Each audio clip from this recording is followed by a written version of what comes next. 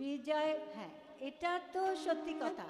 বাঙালির বিজয় প্রতিদিন, একদম।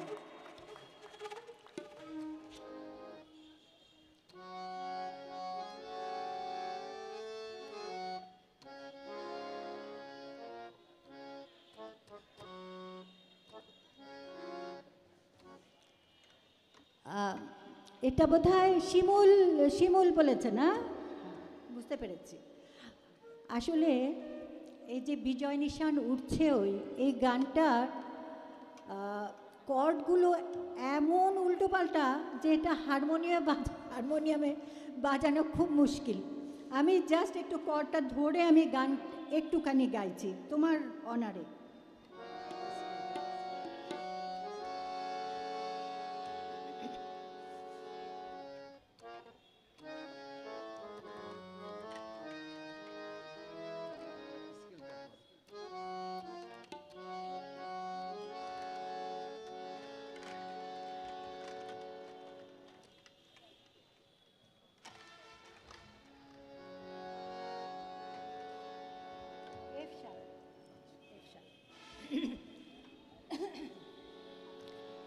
এই গানটার একটা খুব ছোট্ট ইতিহাস আছে, এটা শুনলে আপনাদের ভালো লাগবে। 16ই ডিসেম্বর আমাদের কাজ ছিল যে আমরা প্রতিদিন স্বাধীন বাংলা বেতার কেন্দ্রে সকাল 10টায় রিপোর্ট করতাম। ওখানে আমরা যে পৌঁছাতাম সব কলাকুশলী এবং শিল্পীরা। তো আমরা সেদিন 16ই ডিসেম্বরে গেছি, আমি একটু আগে ভাগে গেছিলাম, 9:30 পৌনে 10টার দিকে। গিয়ে দেখি খুব হই হুল্লোড় হচ্ছে, মিষ্টি বিতরণ হচ্ছে। তো একটু একটু আঁচ পাচ্ছিলাম যে বিষয়টা কি। তারপরেও একদম মানে কনফার্ম হওয়ার জন্য জিজ্ঞেস করলাম বড়দের যারা কর্মকর্তা, কি ব্যাপার সবাই এরকম মিষ্টি বিতরণ করছে, খুব হাসি খুশি আনন্দ।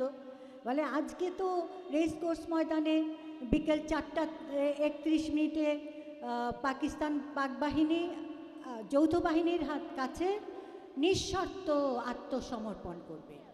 তো সেই জন্য আমাদের মিষ্টি বিতরণ, আর খুব আনন্দ হচ্ছে। তো আমাদের ডাক পড়লো, আমাদের যে রিহার্সাল রুমটা ছিল নিচতলায়, তো সেখানে আমরা গিয়ে সমবেত হলাম। তো সেই সময় গিয়ে দেখি যে শহীদুল ইসলাম ভাই, উনি গীতিকার ছিলেন, উনি গোঁজ হয়ে বসে বসে লিখছেন। তো স্থায়ীটা তখনই তিনি লিখছেন, তো স্থায়ীর অংশটা লেখা হলো।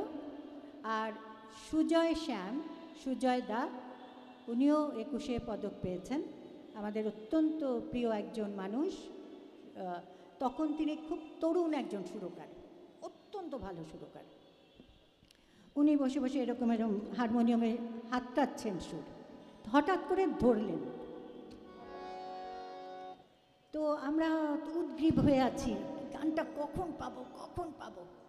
তো স্থায়ীর সুরটা হয়ে গেল, তো তখন উনি আমাদের শেখাচ্ছেন।